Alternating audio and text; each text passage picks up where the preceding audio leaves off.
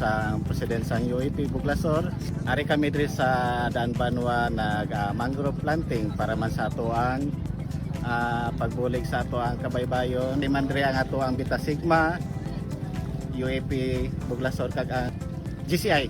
Kay man ang youth Philippine Army nagbulig man, so daghang salamat sa pagbulig sa Philippine Army. So sa ilang man sa programa sa ilang green advocacy. So salamat.